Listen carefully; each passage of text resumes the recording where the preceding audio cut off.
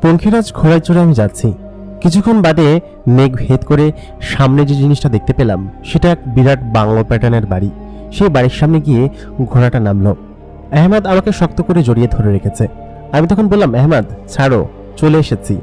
আহমেদ যে আমাকে ধরে রেখেছে সে নিজেও জানতো না, বুঝতেই পারেনি। তারপর আমি নিচে নামলাম। নিচে ফুল দিয়ে ঢাকা এবং লাল গালিচা পাতা। সাধারণত লাল গালিচা কোনো রাজা বাদশা আসলে তখন পাতা হয়, কিন্তু আমি তো কোনো স্পেশাল কোনো কিছু নই, তাহলে এগুলো কেন পেতেছে? এটা আমি একটা বইতে পড়েছিলাম। সেখানে আশেপাশে বেশ কিছু মানুষজন দেখতে পেলাম যে কিনা আমাকে অভিনন্দন জানার জন্য ফুলের তোড়া নিয়ে দাঁড়িয়ে আছে, এবং সবার মাথায় দুজন লোক দাঁড়িয়ে আছে, যে দুজন লোককে দেখতে একটু ভিন্ন এবং ব্যতিক্রম। একজনের মাথায় মুকুট আছে। তখন আহমেদ বলল, আমার বাবা এবং মা। আমি সঙ্গে সঙ্গে তাদের কাছে গিয়ে পায়ে ধরে সালাম করলাম। ওনারা দুজন আমাকে উঠিয়ে বললেন, বেঁচে থাকো মা, তুমি কেমন আছো? আমি বললাম, আমি ভালো আছি। আপনারা কি দুজনে সত্যি সত্যি কোনো জিন? তারপর আহমেদ বলল, কেন, তোমার কি বিশ্বাস হয় না? তুমি যেভাবে আসলে আর যেখানে আসলে তাদের দেখে কি মনে হচ্ছে না যে এটা জিনেদের এলাকা? তখন আমি বললাম, না, মনে হচ্ছে যে স্বপ্ন দেখছি, কারণ এগুলো তো বাস্তবে অকল্পনীয় বিষয়। আমার সাথে কোনোদিন ঘটবে সেটা আমি তো ভাবতেই পারিনি। তারপর আহমেদের মা হেসে দিলেন, বললেন, বাহ, তুমি তো খুব মিষ্টি করে কথা বলো এবং খুবই মিষ্টি দেখতে, চলো ভেতরে চলো। তারপর তারা আমাকে ভেতরে নিয়ে গেলেন। একদম বাংলো প্যাটার্নের একটা আলিশান বাড়ি। মনে হচ্ছে আহমেদের বাবা এই এলাকার বেশ ধর্নাঢ্য ব্যক্তি, তার বেশ টাকা পয়সা এবং সুনাম খ্যাতি আছে। এই মুহূর্তের মধ্যেই তার বাড়িতে কয়েকজন আসতে দেখলাম, এবং আহমেদের বাবা তাদের সাথে কথাও বললেন। তার মানে তিনি বেশ ভালো একটা পজিশনে আছেন এই অঞ্চলে। আমাকে ভেতরে নিয়ে যাওয়া হলো। তারপর আহমেদের মা আমাকে বললেন, তোমার নাম কি মা? আমি বললাম, আমার নাম জান্নাতুল। তারপর আহমেদের মা বললেন, বাহ, খুব মিষ্টি নাম তো, তোমাকে অসংখ্য ধন্যবাদ, তোমার মনটা আসলে খুবই ভালো। আমি বললাম, আন্টি ধন্যবাদ কিসের জন্য? তখন আন্টি বলল কি যে, তুমি আমাদের প্রিন্সকে বাঁচিয়েছ। আমাদের প্রিন্স তো সেদিনকে বিপদে পড়েছিল, তুমি না থাকলে হয়তো ওরা প্রিন্সকে মেরেই ফেলতো। আর তুমি যে তাকে কত সেবা করেছো, তাকে সুস্থ করে তুলেছো, এই জন্য তোমাকে ধন্যবাদ। তোমাকে এক নজর দেখার ইচ্ছা ছিল, যার কারণে আমি আহমেদকে তোমার কাছে পাঠিয়েছিলাম, এবং সে তোমাকে আমার কাছে নিয়ে এসেছে।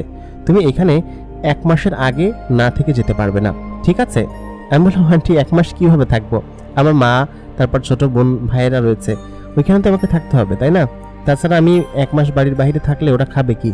তখন আহমেদের মা বললেন, এইসব বিষয় নিয়ে তোমাকে ভাবতে হবে না, তবে আমি তোমাকে বেশ কিছুদিন এখানে রেখে দিব, তোমাকে আমার বেশ ভালো লেগেছে।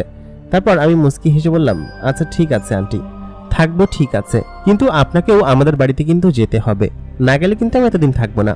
তখন আহমেদের মা বললেন, আচ্ছা ঠিক আছে, যাব, চলো এখন ভেতরে যাই। তারপর তিনি আমাকে ভেতরে নিয়ে গেলেন। নিয়ে যাওয়ার পরে সবার সঙ্গে পরিচয় করিয়ে দিলেন। আহমেদের একটা ছোট বোন আছে, সে দেখতে এত বেশি সুন্দর, সে হচ্ছে একটা পরী। সে সুন্দর হবে না তো আমি সুন্দর হব? তাকে দেখে প্রথম আমার কেমন যেন একটু হিংসে হতো, কিন্তু পরবর্তীতে যখন তার সঙ্গে মিশতে লাগলাম, দেখলাম সে খুবই ভালো একটা মেয়ে জিন, এবং সে খুব সুন্দরের পাশাপাশি তার মনটাও বেশ ভালো, ঠিক মানুষের মতো। কিছু কিছু মানুষ আছে আমার মতো যারা কিনা খুব দয়ালু। ওর নাম হচ্ছে মায়া। আমি ওকে বললাম, মায়া কেমন আছো? তখন বলল, তুমি ওকে যে তুমি করে বলছো, ওর বয়স কত জানো? আমি বললাম, না জানি না তো, তবে আমার থেকে ছোট মনে হচ্ছে। তখন আহমেদ বলল, জি না, ওর বয়স 150 বছরের উপরে। তোমার বয়স কত? 20-22 বছর হবে। আমি সঙ্গে সঙ্গে অবাক হয়ে গেলাম, মানে মজা করছেন নাকি আপনি আমার সঙ্গে? 15 বছর হবে। তখন আহমেদ বলল, জি না, ওর বয়স 150 বছরের একটু বেশি হবে। আমার বয়সই তো 200 বছর পার হয়ে গিয়েছে। আমি সঙ্গে সঙ্গে কেঁদে ফেলবো এরকম একটা অবস্থা। বললাম, আমার সঙ্গে মজা করছেন আপনারা? তখন আহমেদের মা বলল, না মা, এটাই ঠিক আছে, আসলে আমরা অনেকদিন বাঁচি তো, যার কারণে আমাদের অ্যাডাল্ট হতে একটু সময় লাগে। আর ওকে দেখে এমন মনে হচ্ছে, আর আমাদের এখানের মাস দিন ভিন্ন আছে তোমাদের এখান থেকে, সেহেতু ওরকমভাবে মিলাতে গেলে মিলাতে পারবা না। তবে হ্যাঁ, আমরা একটু বেশি দিন বাঁচি, যার কারণে আমাদের দেখতে গঠন হতে একটু বেশি সময় লাগে। আমি বিস্মিত হলাম, বললাম, তাহলে তো আপনারা সবাই আমার বড়। এই যে আপনি আহমেদ, আপনিও আমার বড়। এখন থেকে আমি আপনাকে আপনি করে বলবো, আর তুমি করে বলছি না। এটা বলার সঙ্গে সঙ্গে সবাই হেসে ফেলল। আমার কোকড়া মুখ দেখে সবাই হো হো করে হাসছে, আর আমি চুপ করে বসে আছি। তখন মায়া বলল কি যে, আচ্ছা ঠিক আছে আপু, আপনি তো আমার আপুই, আমি তো আপনাকে আপু বলেই ডাকবো, কিন্তু এরাই না ফাজলামি করছে। চলেন আপু, আমি আপনাকে ভিতরে নিয়ে যাই, ভিতরে নিয়ে গিয়ে সবকিছু দেখাই। তারপর আমি মায়ার সঙ্গে ভেতরে গেলাম। আমাকে মায়ার রুমে থাকতে হবে, প্রথমে একটা নিজস্ব কামরায় থাকতে দেওয়ার কথা বলেছিল, পরবর্তীতে মায়া আমাকে বলল সে আমার সঙ্গে থাকবে এবং আমি মায়ের সঙ্গে ভেতরে গেলাম। মায়ের রুমটা ভীষণ অদ্ভুত। আমাদের সাধারণ মেয়ে মানুষের রুমগুলো যেরকম হয় সেরকম কোনো রুম না। মার্বেল পাথর দিয়ে তৈরি এই রুমটা বেশ চকচক করছে। রুমটার ভেতরে একটা অদ্ভুত সুঘ্রাণ এবং সে যে খাটে ঘুমায় সেই খাটটাও পাথর দিয়েই তৈরি, কিন্তু খাটের ওপর বেশ নরম তুলতুলে একটা বস্তু রাখা, সেটা তোষক জাতীয় কিছু না।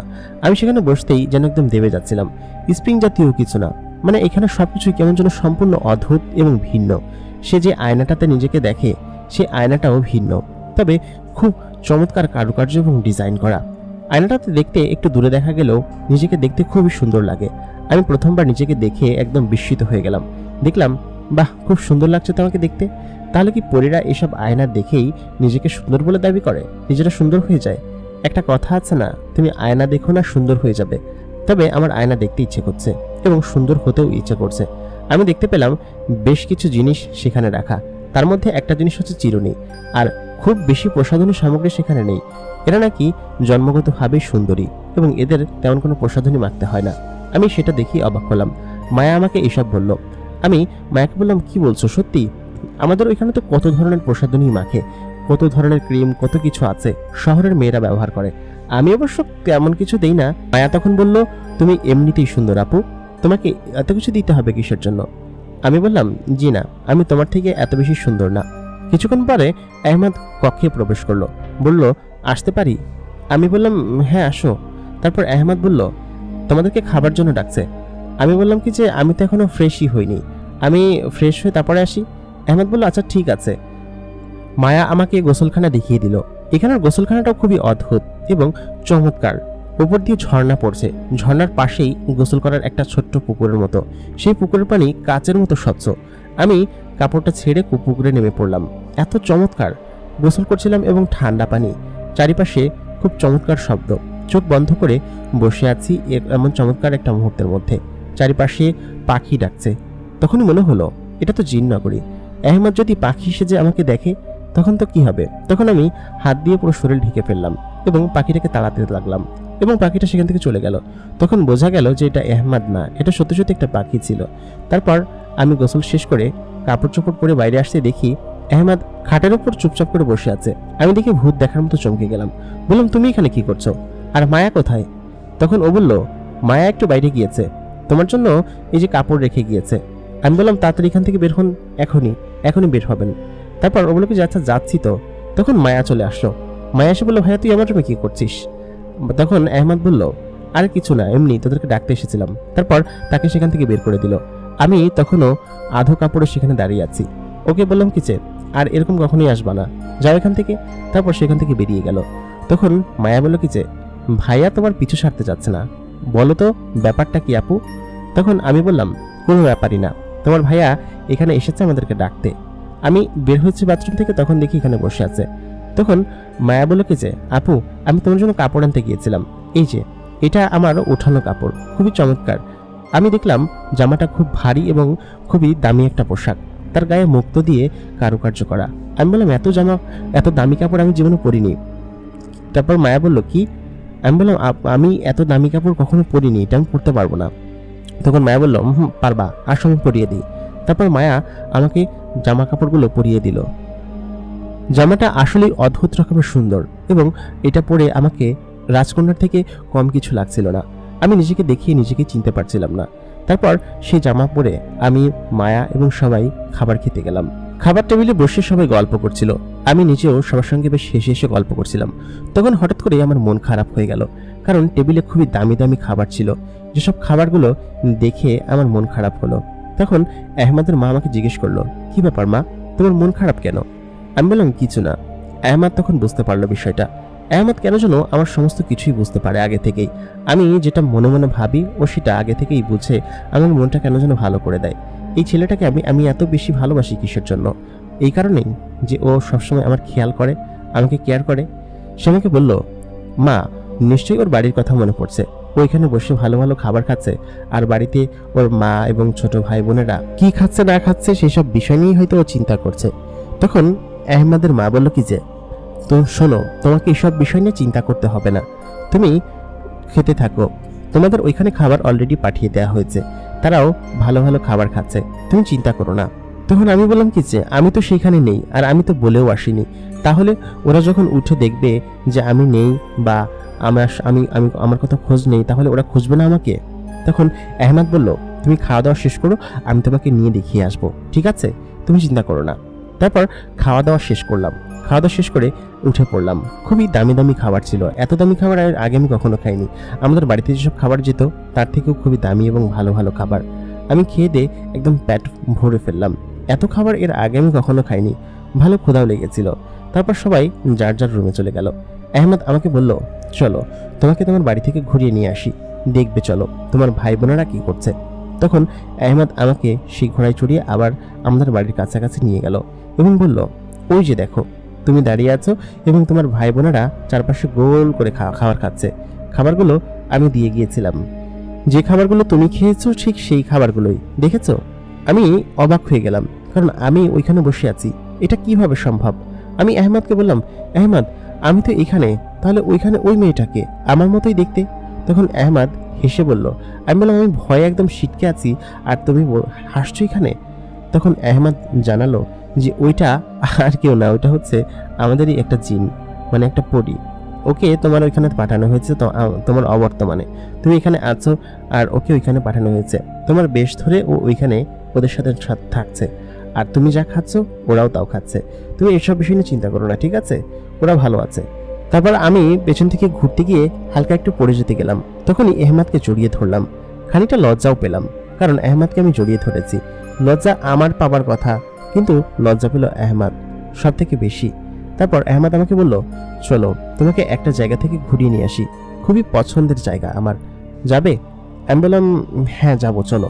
আমার ঘোরাঘুরি করতে খুব ভালো লাগে, জানো আমার খুব ইচ্ছে ছিল যখন বাবা বেঁচে ছিল বিভিন্ন জায়গায় বিভিন্ন মেলায় ঘুরতে নিয়ে যেত, কিন্তু আমার খুব ইচ্ছে ছিল আমি অনেক জায়গায় ঘুরতে যাব, কিন্তু সেই ইচ্ছে আর কোথায় পূরণ হলো? কাজ করতে করতেই দিন যায়। তারপর আমি আহমেদ বলল কি, আচ্ছা ঠিক আছে তোমাকে নিয়ে যাচ্ছি। আমি এবং আহমেদ দুজনে ঘোড়ায় চড়ে যাচ্ছি। খানিকটা পথ একটা অদ্ভুত রকমের গোলাপি অরেঞ্জ কালারের একটা ভ্যালি, মানে একটা উপত্যকার কাছে আমরা চলে আসলাম। তখন পাহাড়ের উপর দাঁড়িয়ে আছি। আমি আহমেদকে বললাম, এটা কোন জায়গা? দেখতে তো একদম স্বর্গের মতো, এত চমৎকার জায়গা আমি কখনো দেখিনি। দূরে পাহাড়ের মধ্যে সাদা সাদা মেঘ থোকায় থোকায় ধরে আছে এবং মাঝে মধ্যে দুই একটা ঝর্ণা, ঝর্ণার মাঝখানে একটা ছোট নদী, আর নিচে আমরা যেখানে দাঁড়িয়ে আছি তার খানিকটা নিচেই গোলাপি এবং অরেঞ্জ কালারের কিছু মাটি। দেখে আমার খুব ভালো লাগছে। এরপর আহমেদ আমাকে জোরে ধাক্কা মেরে দিল। ধাক্কা মেরে দেওয়ার সঙ্গে সঙ্গেই আমি উপর থেকে নিচে পড়ে যাচ্ছিলাম। মনে হচ্ছিল যে এখন আমি মারা যাব, কিন্তু যে জিনিসটার উপর পড়লাম সেই জিনিসটা একদম নরম এবং তুলতুলে। আমি সেটার ভেতরে ঢুকে গেলাম। তারপর আহমেদও দেখি আমার পেছন পেছন আসলো। আমি দেখে তো অবাক, কারণ জিনিসটা ছিল জেলি। এমন জিনিস আমি শুধুমাত্র স্বপ্নে দেখেছি অথবা কোনো সিনেমাতে দেখেছি, বাস্তবে কোনোদিন দেখিনি এরকম জেলি হতে পারে। তখন আহমেদ বলল, হ্যাঁ এটা হচ্ছে জেলি মাটি, আমাদের এখানে শুধুমাত্র পাওয়া যায়, আর পৃথিবীর কোথাও নেই। এই জায়গাটা খুবই সুন্দর, আমি মাঝে মধ্যে এসে এখানে খেলাধুলা করি। ছোটবেলায় বেশিরভাগ সময় আসতাম, এখানে বাচ্চারা ছাড়া আর কেউ আসে না।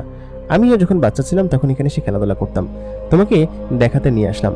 তারপর আমি নিচে পড়ে গেলাম একদম ভেতরে, জেলির ভেতরে। জেলির ভেতরে খুব চমৎকারভাবে একটা ঘর তৈরি করা। আহমেদ এই ঘরটা তৈরি করেছে। সে বলল, এই ঘরটা আমি ছোটবেলায় বানিয়েছিলাম আমার স্বপ্নের নায়িকার জন্য, যাকে আমি বিয়ে করব তার জন্য। তো আমি বললাম কি যে, তাহলে আমাকে কেন নিয়ে এসেছো তুমি এখানে? তখন আহমেদ বলল, জানি না, তোমাকে আনতে ইচ্ছে হলো। আমি আহমেদের কথা বুঝতে পারলাম, তার মানে আহমেদও আমাকে খুব বেশি পছন্দ করে। আহমেদ আমার কাছে এসে আমাকে জড়িয়ে ধরতে চাইলো। আমি একটু সরে গেলাম, বললাম কি যে, আহা কি করছো? আহমেদ খানিকটা লজ্জা পেল, বলল কি যে, না না এমনি, তোমার কপালে কিছু একটা পড়েছিল সেটাই মুছে দিতে এসেছিলাম। আহমেদ কথাকে ঘুরিয়ে ফেললো, তবে ওকে এভাবে জ্বালাতে আমার খুবই ভালো লাগছে। আহমেদ একটা জিন হলেও ওর প্রতি যে আমার এতখানি গাঢ় ভালোবাসা সৃষ্টি হয়েছে, যা কোনোদিন হয়তো ফুরাবার নয়। আমরা সেখানে বেশ কিছুক্ষণ থাকলাম। তারপর সেখান থেকে আমরা আরেকটা জায়গায় গেলাম, যে জায়গাটা একটা সমুদ্রের কিনার। লক্ষ লক্ষ মাইল শুধুমাত্র ফুলের বাগান এবং ফুলের সমাহার, সেই সঙ্গে শুধুমাত্র সমুদ্রের ঢেউ। আমি আহমেদকে বললাম, বাহ জায়গাটা তো খুব সুন্দর, তুমি তো আমাকে এত চমৎকার চমৎকার জায়গায় নিয়ে আসছো, আমি তো এসব জায়গায় কোনোদিন আসিনি, এটা কোন জায়গা? তখন আহমেদ বলল, এটা কানাডার একটা রিভার সাইড, যেখানে কিনা কোনো মানুষজন আসে না, আমি মাঝে মধ্যে বেড়াতে আসি। আমি তখন বললাম, তুমি যে এখানে আমাকে নিয়ে এসেছো, এত দ্রুত কানাডা কিভাবে আসলে? ভিসা পাসপোর্ট ছাড়াই? তখন আহমেদ হাসল আর বলল, আমাদের ভিসা পাসপোর্ট লাগে না, আমরা চাইলে এক প্রান্ত থেকে অন্য প্রান্তে খুব সহজেই যেতে পারি, এসব আমাদের জন্য কোনো বিষয় না।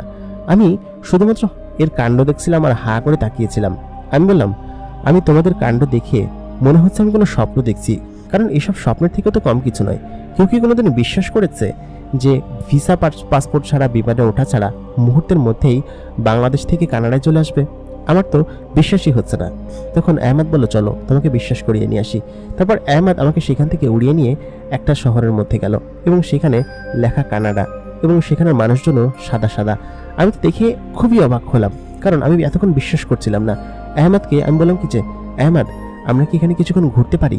চলো, আর কোনোদিন কানাডায় আসি না আসি তার কোনো খবর আছে, একটু ঘুরে যাই। তখন আহমেদ বলল, হ্যাঁ নিশ্চয়ই। তারপর প্রিন্সকে একটা জায়গায় বেঁধে আমরা দুজন নিচে নামলাম। প্রিন্স সঙ্গে সঙ্গে অদৃশ্য হয়ে গেল এবং আমরা দুজন নিচে নামলাম। আহমেদ মানুষের রূপ ধারণ করেছে।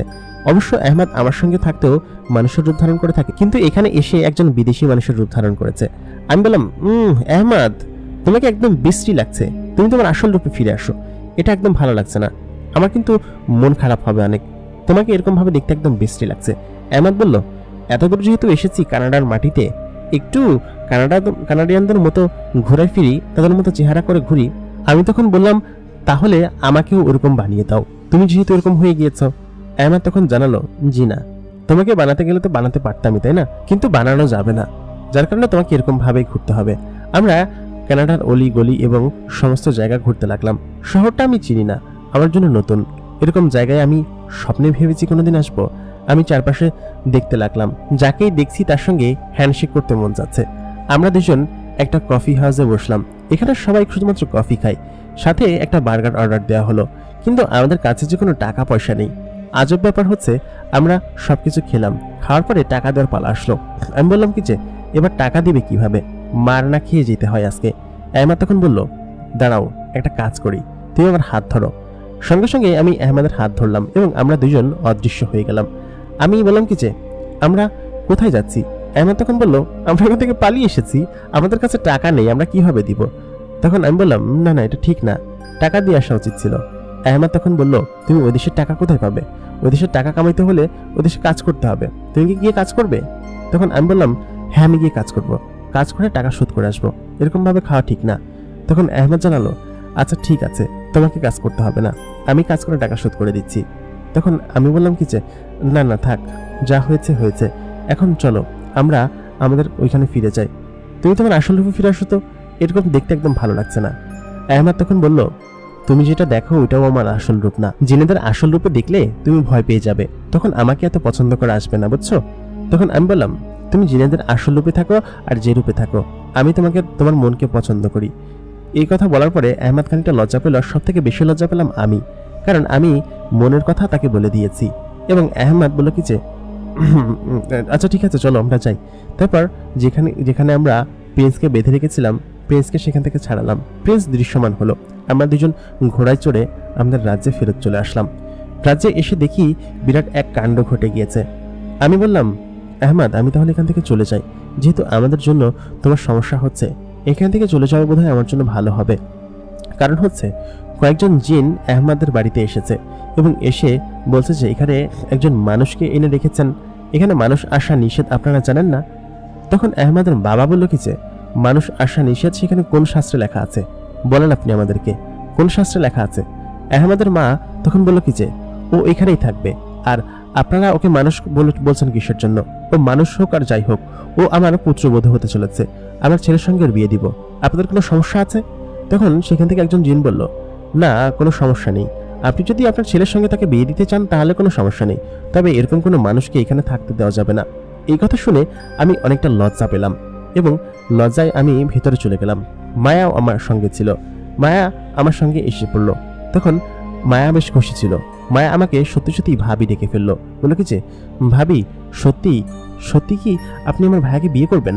তাহলে খুব ভালো হবে। এই কয়েকটা দিন আমি মায়ের সঙ্গে থেকে বেশ মায়ায় পড়ে গিয়েছি। মেয়েটা খুবই সুইট এবং খুব পাকা পাকা কথা বলে, যদিও বয়সে আমার থেকে বড়, কিন্তু তাকে দেখিয়ে মনে হয় না যে মেধায় আমার থেকে বড় হবে। মায়া আমাকে এইসব কথা বলার পর আমি খানিকটা লজ্জা পেলাম। আমি সঙ্গে সঙ্গে ঘরের ভিতরে চলে এসেছি দৌড়ে। মায়া আমার সঙ্গে সঙ্গে এসেছে, কিন্তু ওদিকে যারা কিনা আমাকে এখান থেকে বের করে দেওয়ার জন্য এসেছিল তারা সেখান থেকে চলে গেল এবং বলে গিয়েছে যদি খুব দ্রুত এমনটা না করেন তাহলে কিন্তু আমরা অ্যাকশন নিতে বাধ্য হব।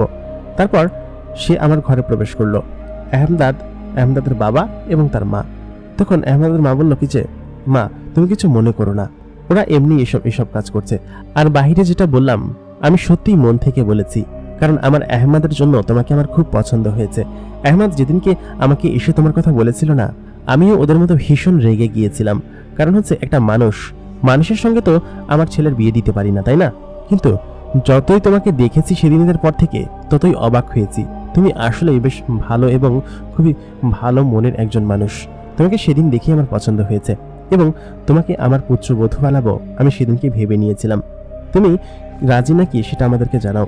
তুমি যদি রাজি হও তাহলে তো ঠিক আছে, আর যদি রাজি না থাকো তাহলে আমি তোমাদেরকে ফোর্স করবো না।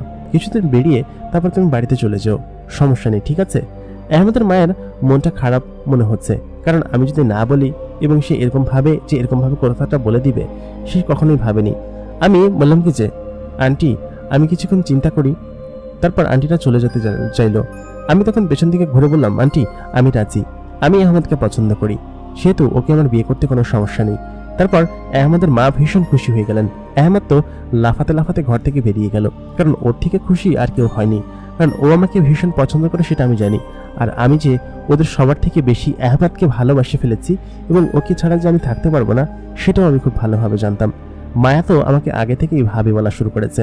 মায়ের সঙ্গে থেকে, এই পরিবারের সঙ্গে থেকে আমার কয়েকদিনে বেশ মায়ায় জড়িয়ে গিয়েছি এবং আমার এত সুখের দিন আমি আমার জন্মের পরে দেখিনি। এত সুখ কি কপালে সইবে? আমি আহমেদের কোলের মধ্যে শুয়ে আছি সেই উপত্যকায় যেখানে গতকালকে গিয়েছিলাম। চারিদিকে মাইলের পর মাইল শুধুমাত্র ফুলের বাগান, গোলাপি কালারের ফুল। আকাশে সূর্য ঢেলে পড়েছে, পুরো আকাশ জুড়ে আগুনের মতো জ্বলজ্বল করছে, কারণ সূর্য একটু পরে অস্ত যাবে। আহমেদের বুকের ওপর আমি শুয়ে আছি। আমার মনে হচ্ছে পৃথিবীর সব থেকে শান্তিময় মুহূর্তে আমি পৌঁছে গিয়েছি। এর থেকে শান্তি কি পৃথিবীতে হতে পারে?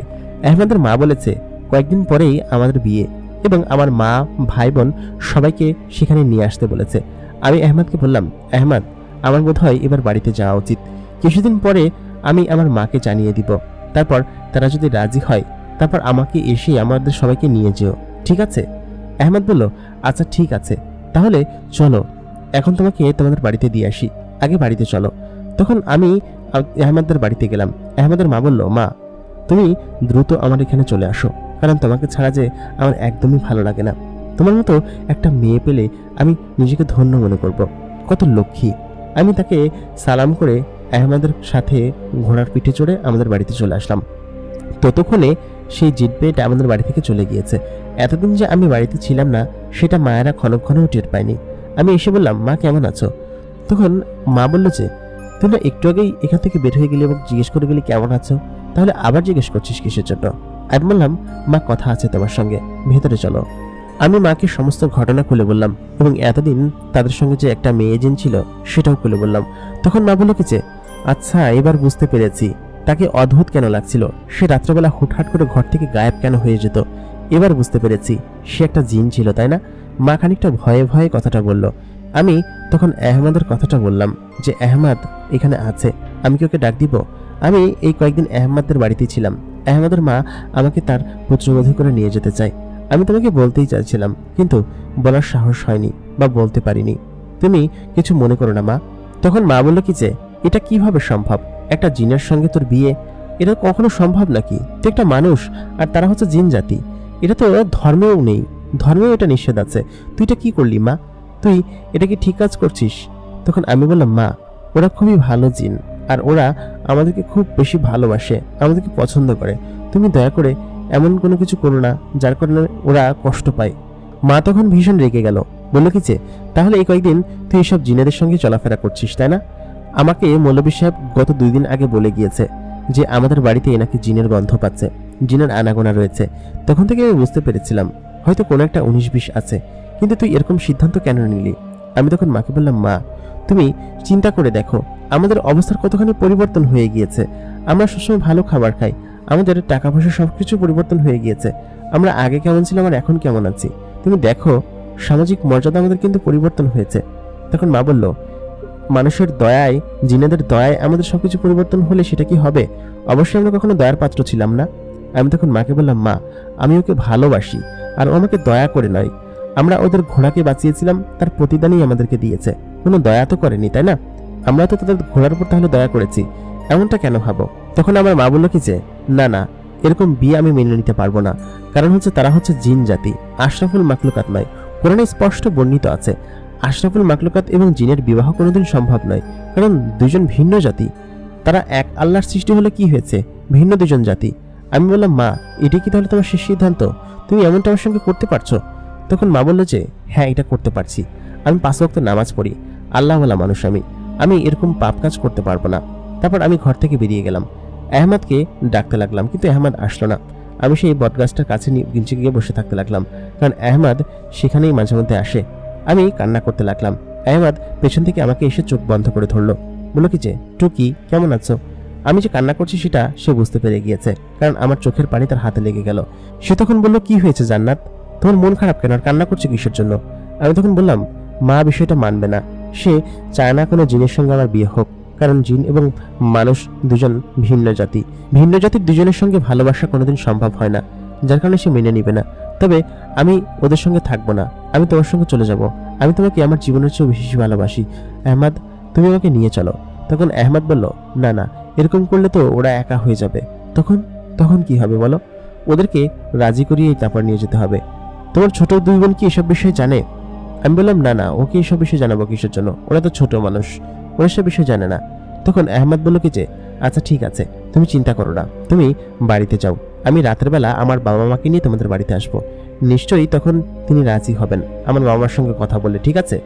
আমি বললাম, আচ্ছা ঠিক আছে, তবে এটা হিতে বিপরীত হয়ে যাবে না তো? আহমদ তখন বলল কি যে, না না, কিছু হবে না, তুমি যাও। আমি হাসি মনে বাড়িতে চলে গেলাম। আমি অপেক্ষা করছিলাম কখন আহমদ এবং তার বাবা মা আসবে। খানিকক্ষণ বাদে খাওয়া দাওয়া শেষ করে আমরা বারান্দায় বসেছিলাম। মা ঘুমাতেই যাবে, ঠিক তখনই 2জন লোক বারান্দায় আসলো। এসে বলল কি যে, বাড়িতে কেউ আছেন? আমি দ্রুত গিয়ে দরজা খুললাম।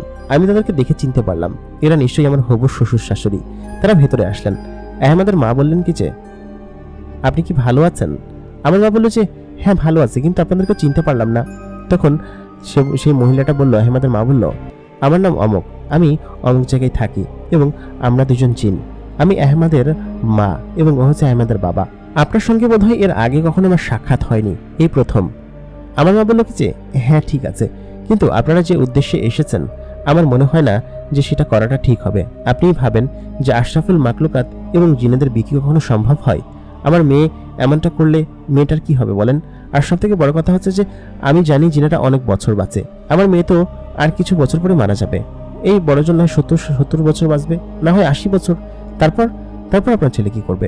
তখন আহমদের মা হাত জোর করে বলল, আপা, আপনি কিছু মনে করবেন না, আমাকে আপনার মেয়েটাকে দিয়ে দিন, ওকে খুব পছন্দ হয়েছে আমার, আমি ওকে খুব আদর যত্নে রাখবো। আর ও যে একটা জিনেদের এলাকায় এসেছে বা জিনেদের সঙ্গে থাকছে, এসব বিষয় নিয়ে কোনোদিন আফসোসই হবে না আপনাদের। তারপর আমার মা বললেন, আচ্ছা ঠিক আছে, কিন্তু এটা কি ঠিক হবে করা? তখন আহমদের মা বলল, আপা দেখেন, আমি আপনার কাছে রিকোয়েস্ট করতে এসেছি, আমি চাইলে কিন্তু ওকে নিয়ে যেতে পারতাম, আমাদের অনেক ক্ষমতা আছে, সেটা আপনি জানেন না? অবশ্যই জানেন, কিন্তু আমরা সেটা করিনি, কারণ আমরা আপনাদের পছন্দ করি, ওকে আমরা ভালোবাসি, যার কারণে আপনাদের অনুমতি ছাড়া কোনো কিছুই করব না। আপনি চিন্তা করে দেখেন। আহমদের মা এবং বাবা চলে গেলেন। আমি মাকে বললাম, মা, তুমি ওনাদের সাথে এরকম ভাবে কথা না বললেও পারতে। খানিকক্ষণ বাদে সেখানে আহমদ প্রবেশ করলো। তারপর আমার মাকে সালাম দিল। তারপর আমার মা বললেন কি যে, আচ্ছা ঠিক আছে, আমি রাজি, ওনাদেরকে আবার আসতে বলো। আহমদ দ্রুত গিয়ে তাদেরকে আবার ডাক দিলেন, বললেন কি যে উনি রাজি হয়েছে এবং তোমাদেরকে যেতে বলেছে। তখন আহমদের মা বলল কি যে, তুমি এক কাজ করো, তুমি ওনাদেরকে নিয়ে আমাদের বাড়িতে চলো, আমাদের ওইখানে ওনাদের জন্য আপ্যায়ন করা হবে। তুমি তোমার বাবার বেশি ওনার কাছে যাও, গিয়ে ওনাকে বলো যে আমাদের ওইখানে আত্মীয়তা গ্রহণ করতে। তবে উনি আসতে রাজি হলে তখনই আমরা বাকি সব কথা বলবো, কারণ আমরা ওনাদের এখানে এসেছি, উনিও তো আমাদের এখানে আসতে হবে, তাই না? তারপর আহমদের বাবা এবং মা চলে গেলেন। আহমদ তার বাবার রূপ ধরে তার সামনে গেলেন এবং বললেন, বেয়ান সাহেবা, আপনি নাকি রাজি হয়েছেন? বেশ ভালো হয়েছে, আমি বেশ খুশি হয়েছি। তবে আপনি যদি আমাদের ওইখানে আত্মীয়তা গ্রহণ করতে আসতেন, আমি খুবই খুশি হতাম। আপনারা সপরিবারে আজকেই চলুন। তখন আমার মা বলল কি যে, আজকেই? না না, আজকে। তখন আমি বললাম, আপনি এখনই চলুন, কারণ এখনই না গেলে আমরা বিয়ের কথাবার্তা হয়তো বলতে পারবো না। তারপর সে রাজি হয়ে গেল এবং আহমেদ বাইরে থেকে ঘুরে এসে তার নিজের রূপে এসে বললেন কি যে ঠিক আছে, তাহলে চলেন, আপনাদেরকে নিতে এখনই আমাদের ওইখান থেকে গাড়ি আসবে, ওই গাড়িতে করে আমরা যাব। দুটো ঘোড়ায় একটা রথ টেনে নিয়ে আসলো। সেই রথের ওপর আমার মা এবং আমার ভাই বোনেরা উঠে বসলো। আমি আহমেদের ঘোড়ায় বসলাম। তারপর আমরা যেতে লাগলাম। আমার ছোট ভাই বোনরা বলছিল, আপা আমরা কোথায় যাচ্ছি? তখন আমি বললাম, গেলেই বুঝতে পারবি, চল। আমাদেরকে সেই স্থানে নামিয়ে দিল। তারপর আমরা ঘরের ভেতরে চলে গেলাম। আমার ভাই বোনরা দেখে ভীষণ অবাক হচ্ছিল, বলছিল, আপা আমরা কোথায় যাচ্ছি? আমি বললাম, চল না, গেলেই তো বুঝতে পারবি। তারপর আমি বললাম কি যে এটা আমার শ্বশুর বাড়ি, এখানে আমার বিয়ে ঠিক হয়েছে। ওরা শুনে তো ভীষণ খুশি এবং নাচানাচি করতে লাগলো। ওই বাড়িতে কয়েকটা বাচ্চা ছিল, আহমেদের বড় বোনের ছেলে মেয়ে। বড় বোনের ছেলে মেয়ে সহ বড় বোন এখানে এসেছে, কারণ আহমেদের আজকে রাতে বিয়ে এবং ওই দিন রাতেই আহমেদের বিয়ে ঠিক করা হলো ওইখানে বসে। এবং এখানে আসার পরে আমার ভাই বোনেরা তাদের সঙ্গে খেলতে লাগলো। ভাই বোনেরা যদিও ছোট ছিল না, মায়া এবং সবার সঙ্গেই তারা টুকটাক গল্প করতে লাগলো। এবং পরবর্তীতে তারা যখন জানতে পারলো যে তারা জিনেদের এলাকায় আছে, তারা তো ভয়ে চিৎকার দিয়ে আমার কাছে চলে আসলো, বললো, আপু আপু এনারা নাকি জিন। তখন আমি বললাম, আরে না, মজা করছে, যাও ওদের সঙ্গে খেলো। তারপর ওরা ভয় না পেয়ে আবার ওদের সঙ্গে খেলতে লাগলো। ওরা যে জিনেদের এলাকায় আছে সেটা ওরা জানে না। ওই দিন রাত্রেবেলা সবাই উপস্থিতিতে আমাদের বিয়ের অনুষ্ঠান সম্পন্ন করা হলো এবং আহমেদের সঙ্গে আমার বিয়ে দেওয়া হলো। সবাই বেশ খুশি ছিল, আমরাও বেশ খুশি ছিলাম। আহমেদকে আমি পেয়ে গিয়েছি। এই দিনটার কত যে অপেক্ষা করেছি। আহমেদকে আমি মন থেকে অনেক বেশি ভালোবেসে ফেলেছি। তারপর ওইখানেই আমাদের বাসর ঘর সাজানো হলো। আহমেদের ঘরে আমার সমস্ত জিনিসপাতি নেওয়া হলো। আমি আজকে আহমেদকে নিজের করে পাবো। এই দিনটার অপেক্ষা যে কতদিন করেছি আল্লাহ মাবুদ জানেন। আমি আহমেদের কাছে দ্রুত গেলাম। আমাকে মায়া এবং মায়ার বড় বোন ঘরের ভেতরে দিয়ে বলল কি যে ঠিক আছে, তোমরা থাকো, আমরা চলে গেলাম। আহমেদের সঙ্গে আজকে আমার বাসর ঘর হবে। এসব স্বপ্ন দেখছি নাকি সত্যি? আমার মাও রাজি হয়ে গিয়েছে। আমি সত্যি স্বপ্ন দেখছি না তো? অবশ্যই কোনো স্বপ্ন না, এটা একদম সত্যি। আহমেদ আমাকে জড়িয়ে ধরলো। তারপর পরের দিন সকালবেলা ঘুম ভাঙলো আহমেদের বড় বোনের ডাকে। আমি তখনও ঘুমিয়ে আছি। বড় আপা ডাকার সঙ্গে সঙ্গেই আমি খানিকটা লজ্জা পেয়ে গেলাম। বললাম, বড় আপা দুঃখিত, আমি ঘুমিয়েছিলাম, আমি বুঝতে পারিনি এত বেলা হয়ে গিয়েছে। তখন বড় আপা বলল, একদমই না, তোমাকে কেউ উঠতে বলেছে? তুমি ঘুমাও, তোমাকে ডাকতে এসেছি যে একটু পরে উঠে ফ্রেশ হয়ে খাবার খেয়ে নিও, ঠিক আছে? তারপর আবার ঘুমাও, কোনো সমস্যা নেই। আমি উঠে খানিকটা লজ্জা পেলাম, কারণ বড় আপা এসে এভাবে ডাকবে আমি কল্পনা করিনি। আহমেদ বেরিয়েছে তার বন্ধুদের সঙ্গে। বড় আপার এমন কথা শুনে আমি খানিকটা লজ্জা পেয়েছি, কারণ এরকম ভাবে কেউ এসে যখন ডাকে লজ্জা পাওয়াটাই তো স্বাভাবিক। আমি সবার সঙ্গে খাবার টেবিলে বসে আছি। আমার হাত পর্যন্ত একদম কবজি পর্যন্ত মেহেদি দেওয়া, এত চমৎকার লাগছে আমাকে দেখতে। সবাই শুধুমাত্র আমার দিকে তাকিয়ে আছে। আহমেদ তো আমার পিছুই ছাড়ছে না, সে গতকাল থেকে আমার সঙ্গেই লেগে আছে এবং আমার সঙ্গেই থাকছে। তার বন্ধুরা তাকে মাঝে মধ্যে জোর করে ধরে নিয়ে যাচ্ছে, কিন্তু সে সেখান থেকে যেতেই চাচ্ছে না, সে আমাকে ধরেই নিয়ে যাচ্ছে। সে শুধুমাত্র আমার আশেপাশে থাকছে। আহমেদের বড় বোন, তার ছোট বোন এবং সবাই আমাকে অলংকার দিয়ে একদম ভরে দিয়েছে। এত অলংকার আমি আমার জীবনে পড়িনি। আমি সঙ্গে সঙ্গে কান্না করে দিলাম এবং এত বেশি কান্না করলাম যে আমার চোখ বেয়ে শুধুমাত্র জল পড়তে লাগলো, কারণ আমি আমার জীবনে এত সুখ জীবনে অনুভব করিনি। আমার মা আমাকে দেখে বলল, মারে তোর কপাল যে এত ভালো আমি আগে জানতাম না। তুই হয়তো জীবনে অনেক কষ্ট করেছিস, কিন্তু শেষমেশ এসে এদের মতো এত বড় একটা পরিবার পেয়েছিস, যে পরিবারটা তোকে হয়তো সুখে শান্তিতে রাখবে এবং ভালো রাখবে। তখন আহমেদের মা বলল, আহা বেয়ান সাহেবা, কান্না করবেন না, আপনাদের পাশে আমরা সবসময় আছি, আপনারা এখানেই থেকে যান না, আপনাদের বাড়িতে যাওয়ার দরকার নেই। তখন আমার মা বলল কি যে না না, সেটা কি হয়, আমাদেরকে ওইখান থেকে যেতেই হবে এবং আমাদেরকে চলে যেতে হবে। তখন বললো, আম্মা ওইখানে গিয়ে কি করবেন বলেন, আপনি আমাদের সঙ্গে থাকেন না, এখানে থাকলেই ভালো হবে। আহমেদের মা বলল, না না মা, না না বাবা, আমাদেরকে চলে যেতে হবে, কারণ হচ্ছে ওরা এখনো ছোট ছোট, সবাইকে নিয়ে এখানে কি থাকা যায় নাকি, আমরা চলেই যাই। আহমেদের মাকে অনেক রিকোয়েস্ট করার পরেও সেখানে রাখা গেল না এবং তারা 2 দিন পরে সেখান থেকে চলে গেল। আমার মায়ের সঙ্গে আমিও আমার বাড়িতে চলে গেলাম। আমার যে বিয়ে হয়েছে সেটা গ্রামের কেউই জানতো না, আর যে একটা জিনের সঙ্গে বিয়ে হয়েছে সেটা তো কেউই জানতো না, আর জানানোর কথাও না। সবাই জানলে বিষয়টা খুবই বাজে ধরনের হবে। আহমেদ আমার সঙ্গে আছে, আমরা আমাদের বাড়িতে আছি। মাঝখানে বেশ কয়েক মাস কেটে গেল। আহমেদের সঙ্গে আমি সুখেই ছিলাম। হঠাৎ করেই একদিন আমার বমি বমি ভাব হতে লাগলো এবং আমি বমি করতে লাগলাম। আমার মা তখন দেখে বুঝলো আমার পেটে নিশ্চয়ই সন্তান আসতে চলেছে এবং আমি নিজেও বুঝতে পারলাম আমি মা হতে চলেছি। প্রিয় দর্শক, আমাদের এই গল্পের পরবর্তী অংশ আমরা তৃতীয় পর্বে জানার চেষ্টা করব। তৃতীয় পর্বে কি হয়েছিল সেটা জানতে হলে অবশ্যই আমাদের সঙ্গে থাকুন। এতক্ষণ কণ্ঠে আমি আর যে ইমরান আপনাদের সঙ্গে ছিলাম। আমাদের গল্পগুলো আপনাদের ভালো লাগলে অবশ্যই লাইক, কমেন্ট এবং শেয়ার করবেন এবং আমাদের চ্যানেল নতুন হলে অবশ্যই চ্যানেলটাকে সাবস্ক্রাইব করবেন। দেখা হবে পরবর্তী এপিসোডে। ততক্ষণ পর্যন্ত ভালো থাকুন, সুস্থ থাকুন। খুদা হাফেজ।